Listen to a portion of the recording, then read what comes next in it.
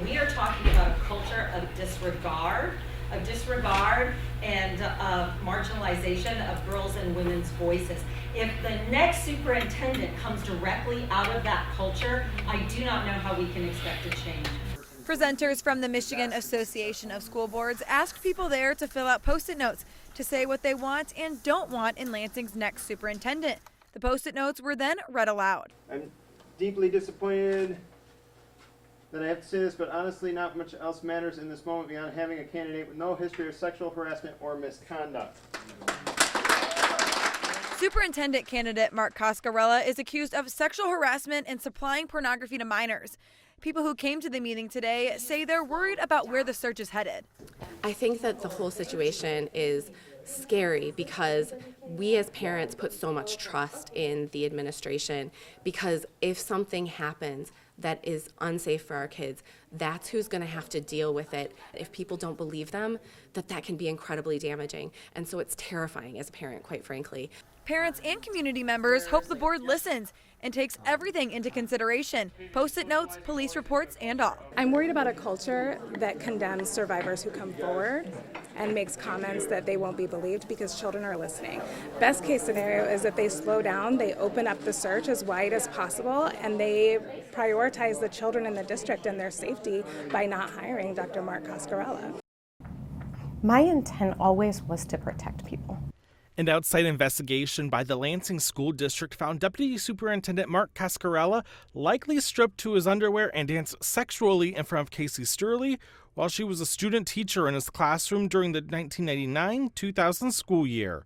She spoke first to News 10 about the incident in October when Coscarella was the top candidate to be Lansing's next superintendent. This hasn't been the easiest process, but I'm good in the fact that my intent always was to protect people, and I feel like I have worked really hard to do that in a respectful way. Sturley reported the incident to her advisor at MSU, where she was a student in 2000 when the incident happened. She also filed a police report in 2002 with the Ingham County Sheriff's Office. No charges were ever filed. Sturley says she's surprised by the support she received from families when she came forward to News 10 last year. The Lansing community has been very clear this is an important thing to them.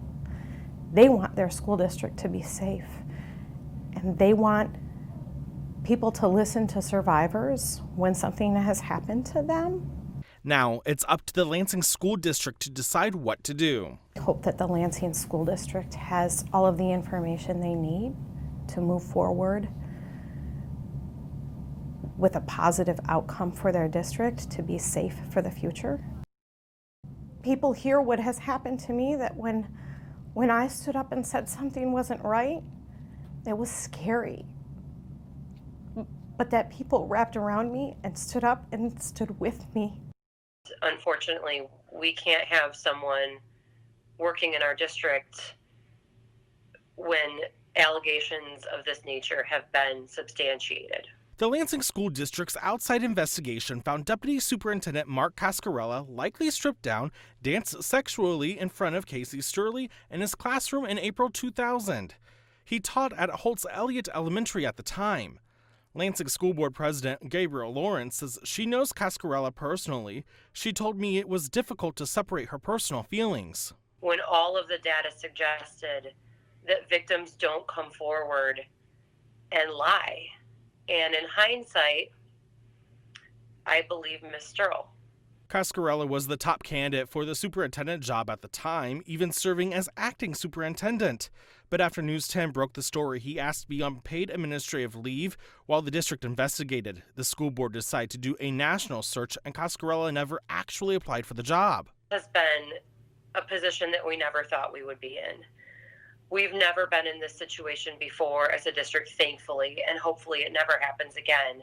Lawrence says now that the investigation is finished, the focus is now on finding the district's next leader. We're hoping is that we're able to put this issue to rest and close this chapter and move forward. In the meantime, she says this investigation should serve as a message to the community. What we want our staff and our community to know is that if they have a complaint of this nature, we're going to take them seriously.